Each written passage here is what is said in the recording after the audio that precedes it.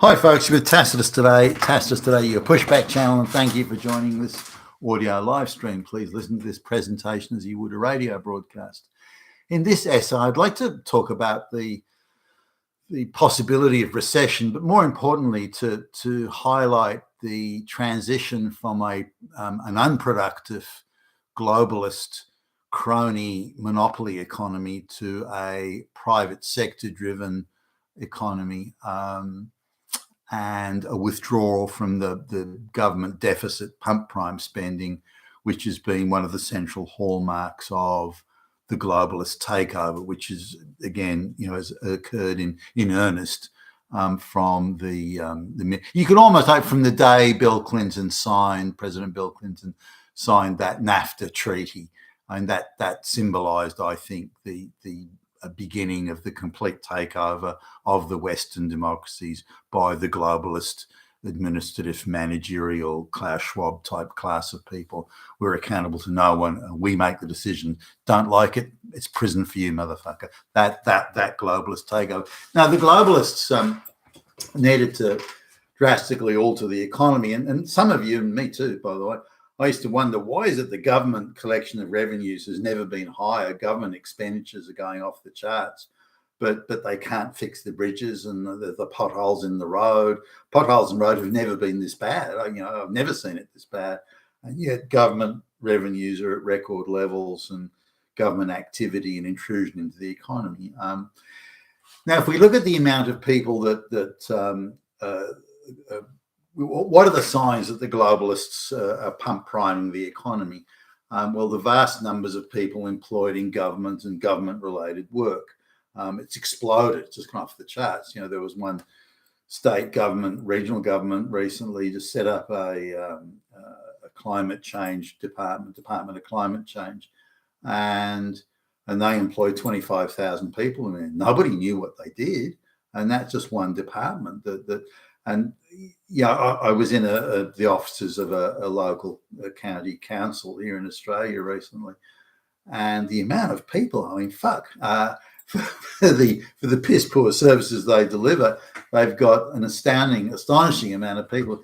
But there's if you look at the amount of people, it's not that people aren't there doing productive work. Every department has to have a certain number of black lesbians. When there's the interview panels for hiring people have to have the lesbian representative, the trans representative, and so on. They have to work. So everything has to be built around this sort of ideology of equity and equality and equal outcomes and equal representation of supposed marginalized groups. And there still has to be people to do the work. So if you look at the amount of people that the council employs, it's just gone off the charts, and they need to pay for that somehow, which means taxes and local taxes, property taxes need to increase but the money that they collect isn't being put into productive pursuits. For example, fixing potholes in the road, or fixing bridges, or building necessary infrastructure. They're all for building a whole new building, which is a special hall for lesbian painting classes. That they're into, but they're not into fixing the potholes in the road. Now, on top of that, this sort of massive money concentrating in an area attracts corrupt people like flies to shit. So corrupt property developers, corrupt organizations that do various, say, civil engineering work, things like that. They're drawn to this sort of thing and become, and the whole area becomes a crony capitalist little enclave where councillors, people to serve on the council, are selected on the basis of their political connections and their various connections to big business. They award contracts. Now, I looked at one contract which was supposedly for fixing. Maintaining the roads and this sort of thing. And when you start to pick it apart, you realize that the majority of the money is being hived off to these special consultants to consult on social equity and black lesbian equity, and some off to various, and money goes off to NGOs and so on. And a very small amount of the money actually is, for every $100 they're throwing at fixing the roads, you'd be lucky if even $10. So it's almost like those donations to the starving kids in Africa. The money is hived off by all sorts of corrupt groups and people and so on. Now I've looked at I've gone to Watson pothole. This is just in my local area, and they're using manifestly inferior materials, and cheap. So they're doing cheap, shoddy work, and the minute there's a bit of rain or a couple of trucks go over, the pothole is again, it's back in action. And now it needs serious work done and proper, good quality engineering work, but it doesn't happen. You look at the people they're using. There's all these, black labourers gibbering away in some African language. That's the standard of work that they're using. For goodness sakes.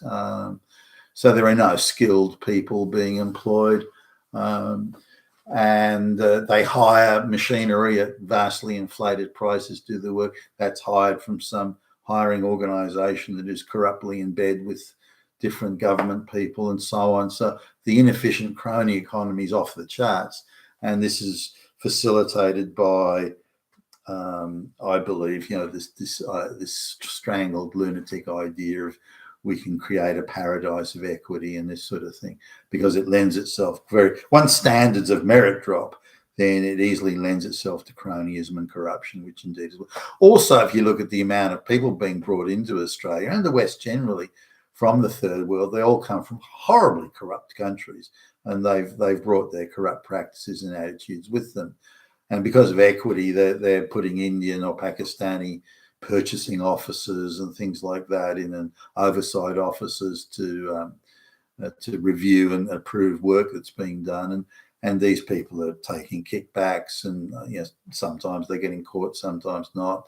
And you've got to wonder how they managed to buy these waterfront mansions, and they're taking all sorts of, so the inefficiency of the economy, but the pump priming that the globalists have engaged in has particularly been in employing, the government departments must reflect the community that they serve, all this sort of nonsense.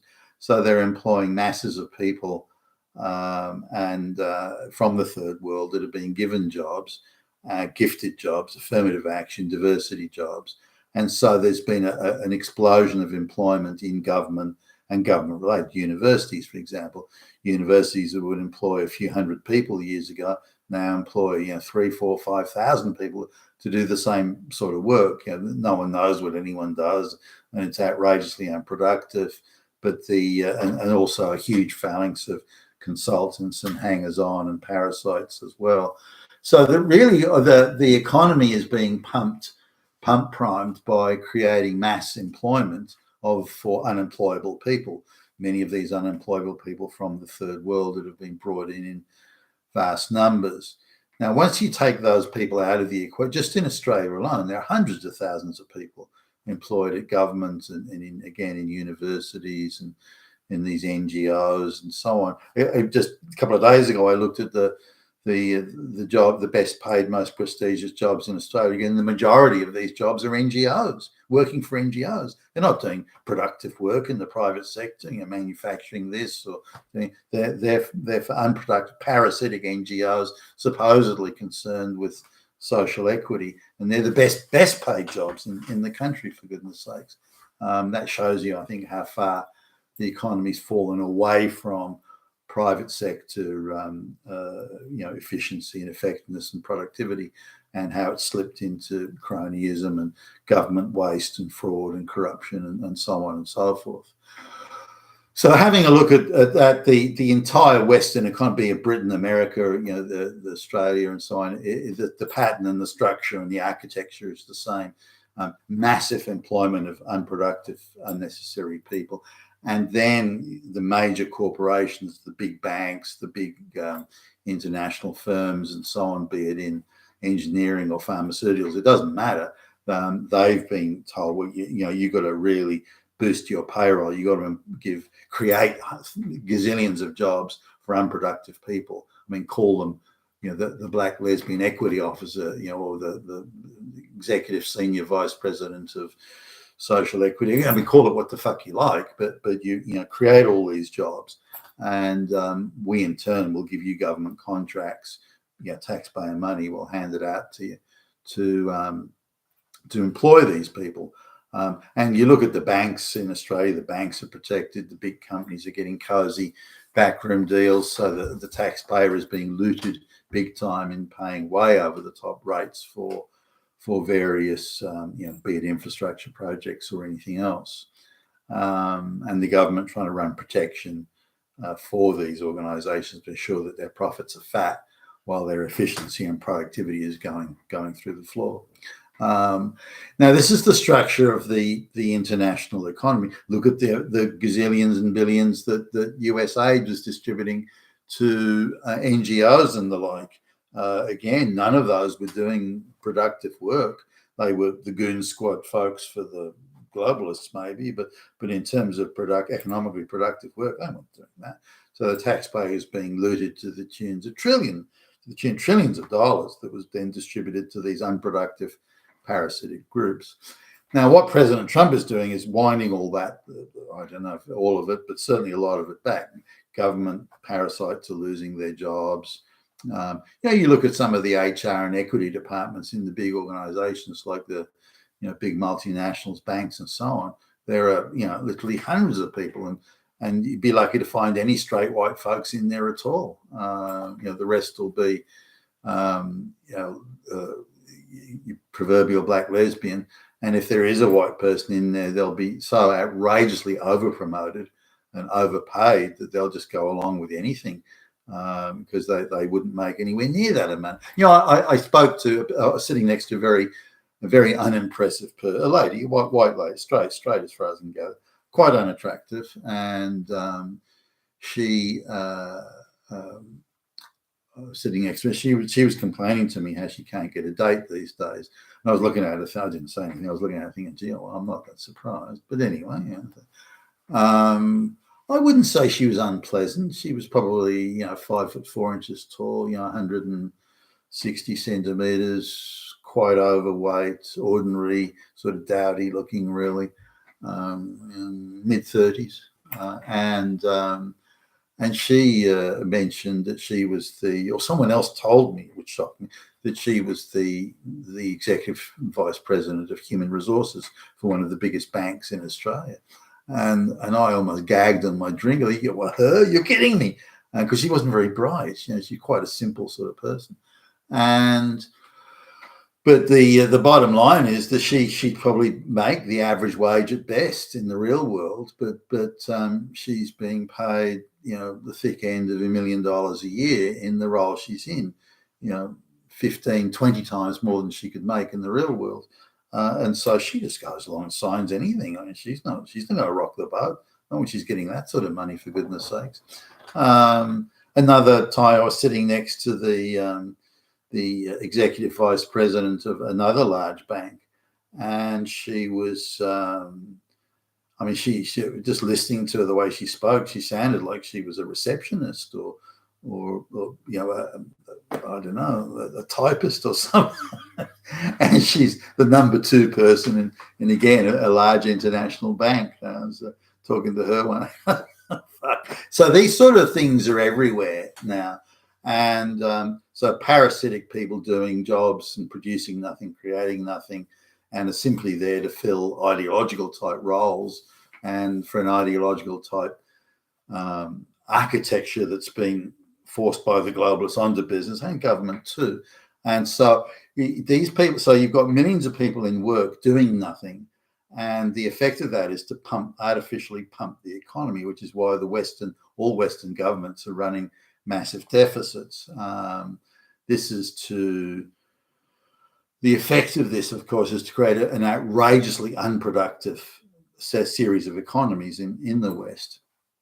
And as President Trump is unwinding this in the United States, there'll be an effect where when you've got millions upon millions of people, unproductive people, producing nothing, but collecting salaries that are paid for by the deficits of money being looted from taxpayers and then borrowed and so on, which is why the United States is running into, among other things, but one of the key reasons why the United States and all Western countries are running massive deficits and going into debt is to pay for this pump priming and again, pay for this massive unproductive class that achieve and produce nothing.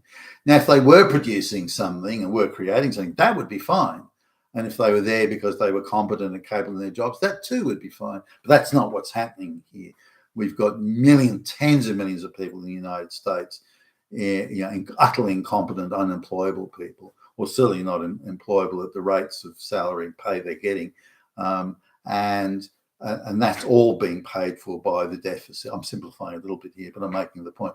They're all being paid for by deficits. So when this unwinds, as President Trump is attempting to do, getting rid of all these parasite public servants and government employees and so on, and as DEI and affirmative action, not only in universities, but in the private sector, particularly the bigger firms, is being unwound. I mean, how many people in the big multinationals that are doing work of very, very questionable legality, how many of them are also gay, lesbian activists, for example, and being paid?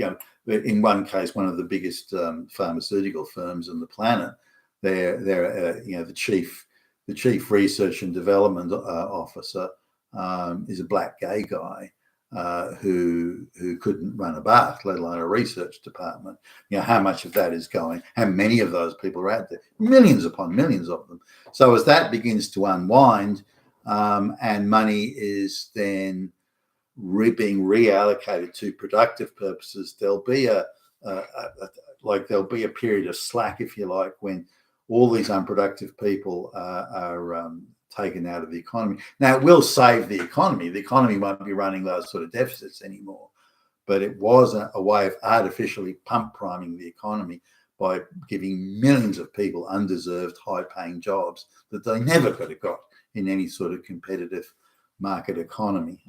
And as that unwinds and that change occurs, then in that intervening interim period, I would reasonably suspect there'll be some sort of recessionary situation, because the private sector won't be able to take up the slack at the same rate as the corruption is being unwound. So that'll be the gap. That gap there will be where, if it's going to happen at all, a recession will occur. You've been with Tacitus today, your Pushback channel. Thank you for listening.